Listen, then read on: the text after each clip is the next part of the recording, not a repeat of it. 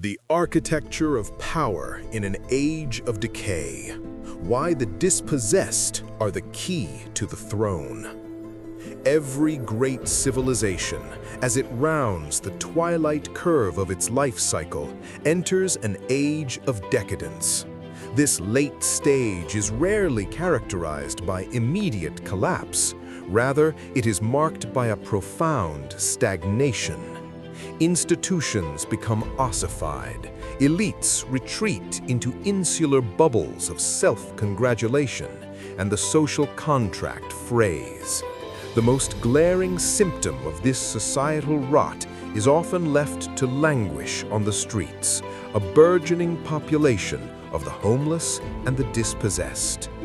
In such times, the traditional political class views extreme poverty as an intractable nuisance or an abstract statistical failure. But for the astute political outsider, the homeless represent something entirely different. In the latter days of a decaying era, reaching down to uplift the absolute bottom of society is not merely an act of charity. It is one of the most potent paths to overwhelming political power. The vulnerability of a decadent establishment. When a society is in decay, its bureaucratic and political systems become paralyzed by endless debate, corruption, and a preference for maintaining the status quo.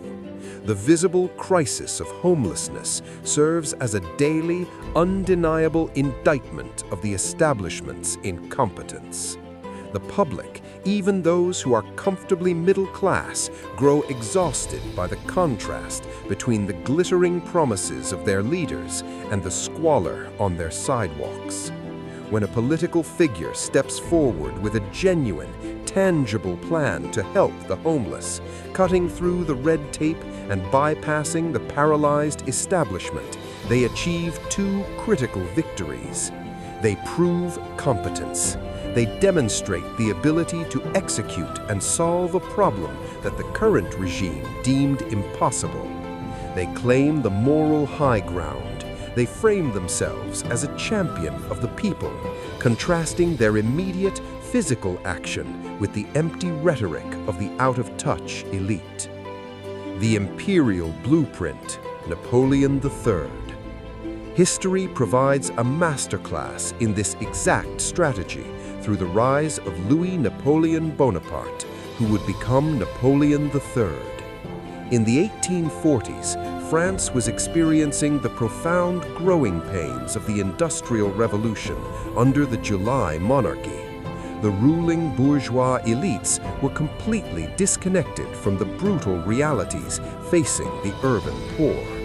While imprisoned in 1844, Louis Napoleon recognized this massive political blind spot. He authored a highly influential pamphlet titled L'Extinction du Paupérisme, the extinction of poverty.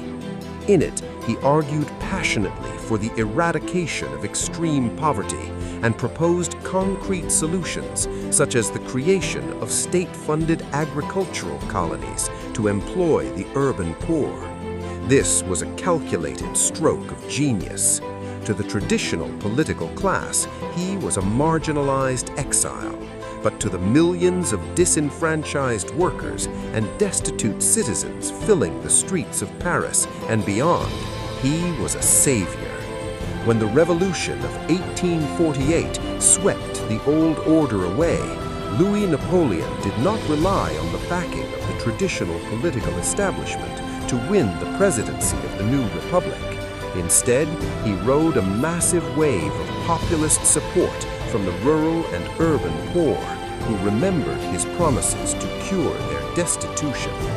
By courting the very people the decadent establishment had discarded, he built a fiercely loyal base that eventually empowered him to dissolve the republic and declare himself emperor. He understood that in an era of stagnation, power flows to the one willing to roll up their sleeves and clear the streets by feeding the hungry. The real politique of compassion. Mobilizing the dispossessed is a strategy of profound realpolitik. In an age of decadence, the working and middle classes are often gripped by the fear that they too might slip into the growing underclass. By addressing homelessness, a leader not only secures the devotion of the marginalized, but also soothes the anxieties of the broader public, promising a restoration of order, dignity, and national pride.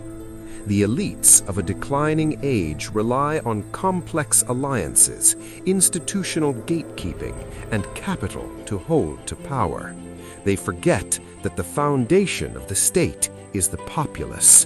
When the institutions rot from the top down, the most stable place to build a new foundation is from the absolute bottom up. In the twilight of a decadent era, the crown does not belong to the one who courts the nobility. It belongs to the one who goes to the streets, looks the forgotten in the eye, and promises them a home.